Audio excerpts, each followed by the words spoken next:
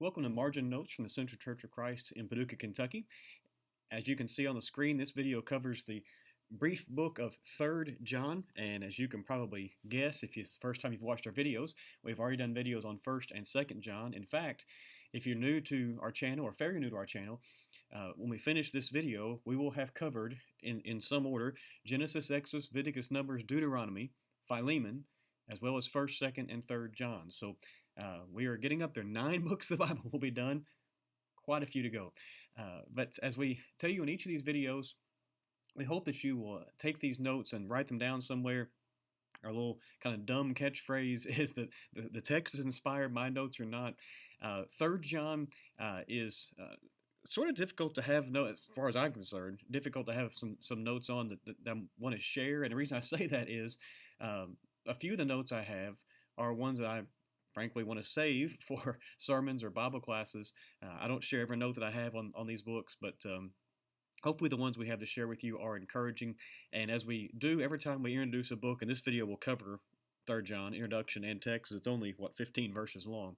But we want to share some introductory things with you as we begin. First of all, of course, the author, written by John the Apostle. Now, in this book, he does not name himself. In fact, instead he calls himself the Elder in verse 1.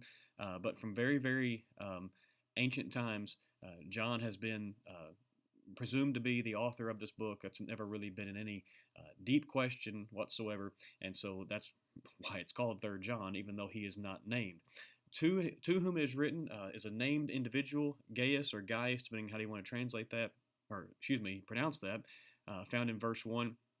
That name, Gaius, was a very common name in the first century. In fact, there are several men named Gaius in the New Testament besides this one. And so what most scholars believe, and the reason I have the likely there, there's just no way to know, but is that likely Gaius was just an influential member of a congregation that John was seemingly quite familiar with. Possibly he was an elder or a preacher, but more than likely just an influential member there. And so you don't have to put that part, you don't have to put any of this, of course, but that part is just something I have. It's likely that's who this man was, just someone of influence in that congregation. When this book was written, it was the early 90s AD, late in John's life, just as 1st and 2nd John were. Most likely all three of these are written in, I don't want to say rapid succession, but in a fairly short period of time. And it seems to me quite likely that the other 2 books of the New Testament, the Gospel according to John, as well as Revelation, were probably also written in a fairly close proximity of time, maybe not in a period of weeks or months or anything like that, but a fairly close proximity of time to these 3 epistles as well. The purpose of the book of 3rd John, as I have it written, is to show how Christians should properly welcome true teachers and turn away false teachers. Truth is easily one of the deepest concepts in this book. As brief as this book is, you just can't miss that, which you'll see in just a moment. But that's the purpose as I have it, is knowing there's true teaching and true teachers and false teaching and false teachers. How are we supposed to deal with that? And this book deals with sort of the personal side of that. How do we deal with the teachers themselves? This, of course, is a New Testament book. You 99.999% know that, but I still write it down anyway. And then this book is from the church age, of course, as everything from Acts on is in the New Testament. That comes from Andy Kaiser's book, 15 Periods of Bible History. I put those in the beginning of each book of the Bible as I study through them to help me. The key word or words of the book, true or truth. And depending on the translation you have, it's about 7 times, and you might have one or the other more of those times. The English Standard Version, I believe it's truth is found, I believe it's 6 of the times, and true is 1, something like that. But that term or that concept is easily, and you might choose key words or key concepts. In fact, if you really wanted to do this instead of a key word, you could put key concept truth and actually mark other things that are very similar related to it, because that is that's the concept that just flows through this book very, very easily. And this is one of those times where it's only 15 verses and you have the key word or words 7 times. It's just not hard to miss that this is kind of the key thought or key concept in the book itself. A couple of outlines. The first one comes from the Truth for Today commentary on 1st, 2nd, and 3rd John. I just really like it, and so I have it in the margin of my Bible or at the beginning of my text. Point number 1 is support the faithful, verses 1 through 8. And of course, 3rd John doesn't have chapters. These are all just verses 1 through 8. Point 2, the dangers of seeking preeminence, or if you want to change that a little bit, dangers of seeking the preeminence, or something like the dangers of seeking first place. You can reword these any way you want to. Verses 9 and 10, that section dealing with Diotrephes. The third point, testimony of the truth, verses 11 and 12, and that's the section that deals in verse 12 more specifically with a man named Demetrius, and then of course the concluding matters in verses 13 through 15, and I include that on there. Some people would say, not even necessary to include verses 13 through 15 in the outline, but that's just a point of personal preference there. I do because part of it's because a brief book, 3 verses, is a pretty significant part of the book, but just concluding matters at the end. The other outline I'll give you is just 2 points, and this is for a 15-verse book. May seem overstated, but it kind of gets to the point. Point number 1 is abide in God's commandments, verses 1 through 8, and then point number 2 is do not abide false teachers, verses 9 through 15. Even though it's a very short book, I kind of prefer that first outline with 4 points to this one. I do like this one. Again, this is all just personal preference. God didn't give us an outline for 3rd John, but I like having both of these because this book does kind of break into half in some ways, but I kind of like dividing out that second half just a little bit more, and so that's why I kind of prefer that first outline a little bit to this very brief 2-point outline. All right, getting into the text itself, just a handful of notes. It's only 15 verses, and as I said, I don't want to share everything with you because I like to keep some stuff for myself, for sermons and just my own personal study. 3rd John, verse 1, the elder to the beloved Gaius, whom I love in truth. There's that word, by the way, truth, which you're going to see a handful of times, I believe, just in the notes I'm sharing here. I have sort of just a point of application or devotion beside that phrase in the margin of my Bible, and that is that Christians love one another in part on the basis of a shared love of the truth. Now, we love people just because they're made in the image of God. We love all people for that reason. But one of the reasons we have just a special affinity for, a special love for Christians is because we know those true and faithful Christians really love the truth. And there's just an added depth, an added dimension, if you will, of our love for one another because we know that this brother or this sister in Christ is not just part of the truth, but is really standing for the truth, and that they love the truth. And so that's more sort of a devotional thought, but just an important one. That's one of the reasons why John loved this man, Gaius, whoever he was, so very much, was because he was in the truth. 3rd John verse 5 includes the word strangers. The verse says, in fact, we're going to read verses 5 and 6.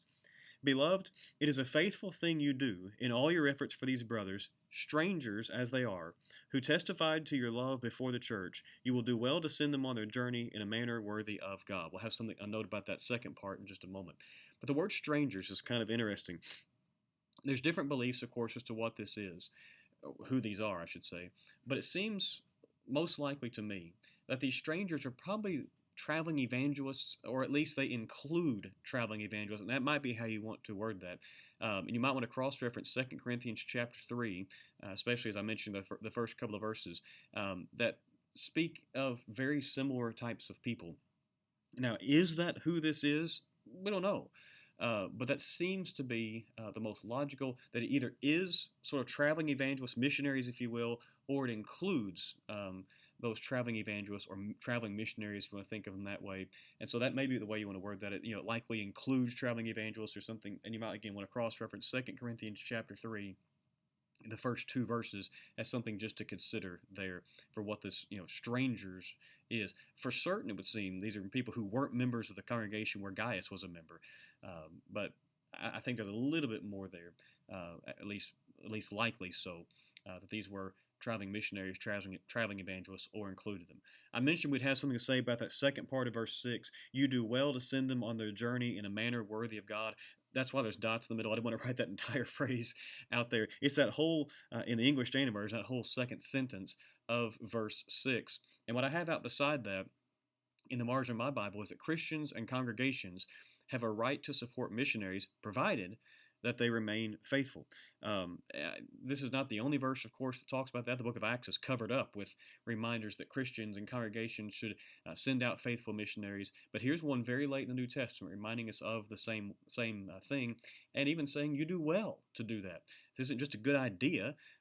It's something that we do well when we do. Individually, we might have a missionary we support or missionaries we support, but congregationally, we should do we do well and we support faithful missionaries, those who are upholding the Word of God. And by the way, here at Central, we do that, and for that, I'm very thankful. We have several whom we support and who are very faithful to the Word of God, and we love them dearly. And I don't know if any of them watch these videos or not, but if you do, thank you very much. We love you and your work dearly at Central.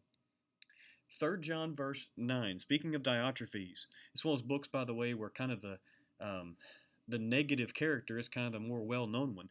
I have written something to the church, this again is verse 9, but Diotrephes, who likes to put himself first does not acknowledge our authority. I've got a lot of notes by this verse, but the one I want to share with you is what it can also be translated as. And as other translations get closer to this, likes to put himself first can also be translated as wishes to be first among them. Now, it seems really, really obvious. And again, some other translations have something similar to that. But the English Standard Version doesn't. And so I put that, frankly, because that's more how I would talk. It means exactly the same thing. That's more from my own just, hey, remember, this is how you would say this. And so that might be helpful to you. If your translation is closer to that one, you might want to put something, a different translation of how it's worded as well. Also from 3 John 9, another note, like I said, I've got 4 or 5, I guess, in this verse, does not acknowledge our authority, that last phrase. One of the interesting things about this condemnation of Diotrephes is there's no argument against teaching, but against authority. It doesn't say, Diotrephes is teaching that baptism is the essential for salvation, or, that whatever, we're going to change the worship. Now, could he be doing those things? I suppose it's possible. But what's specifically mentioned is that he does not respect God-given authority. Specifically, our authority most likely means that of the apostles, since John was one of the apostles. And so that's an important thing for Christians to consider, for congregations to preach. That's not just doctrinal stuff. This is doctrinal stuff too, but I hope you know what I mean when I say that. But respecting God-given authority is here. Diotrephes is called out for it in a very, very, very strong way by an inspired writer. 3 John verse 10, as he's dealing with Diotrephes, or says he will, so if I come, I will bring up what he is doing, and then lists what he is doing. That phrase, I will bring up what he is doing. Again, a point of application here. Excuse me. And that is that exposing falsehood publicly is a deterrent, but it should come before removal. In other words, John doesn't just say, I'm going to come and kick him out, or you all kick him out. He says, I'm going to bring up what he's doing. I want to make sure he knows that this is known, that this is going to be shared, and maybe that will be a deterrent to him. And while this is not necessarily a passage about church discipline, this is an important principle as well. It's not just, hey, somebody did something wrong, kick them out.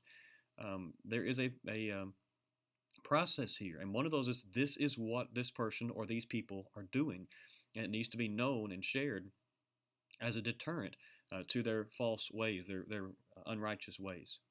And the final note that I have comes from the final verse, 3 John verse 15. Peace be to you. The friends greet you.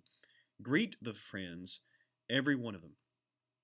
I think by calling these people friends, excuse me, it's possibly a loving way to say that Gaius, and by the way, the other Christians, were close to Jesus. And you might want to reference John chapter 15, verses 13 through 15. You are my friends if you do what I say. You don't have to include just Gaius in that note. Really, any of these Christians. It's a loving way of saying, I believe, that they were close to Jesus because they were doing what he said, and Jesus said that you're his friends if you do those things that he has commanded. So we hope these notes have encouraged you. This is the final video on 3 John. Our plan next is to do something a little bit different. We're still going to be going through, texts of the Bible, but there's a couple of books of the Bible that, frankly, I've been trying to figure out how am I going to do this. We're going to go next to the book of Psalms. There's 150 of them. I don't want to do, 25 straight videos on Psalms. And so we're going to take about the next 3 to 4 videos. I'm still laying out how I want to do this. And in each of those videos, do something along the lines of 4 to 5 Psalms each, maybe a little more than that, depending on the notes and those sorts of things. But we'll probably cover somewhere in the range of 20 to 25 Psalms and then step back out of the book of Psalms to go somewhere else. I just thought that might be a little breakup from our flow here of covering entire books of the Bible. Psalms, of course, is a unit, but it's individual units as well, and so it's a book we can do that with. Proverbs is another one, by the way. Apologize. Recording this having a cold is probably not smart, but we hope that's something you look forward to.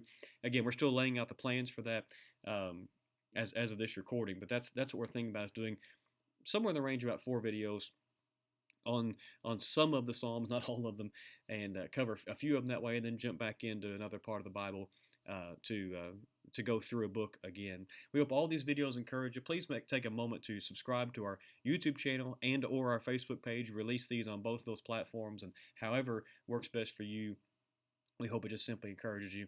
As always, we hope Margin Notes encourages you to read the Bible, study the Bible, and live the Bible. Thanks for watching.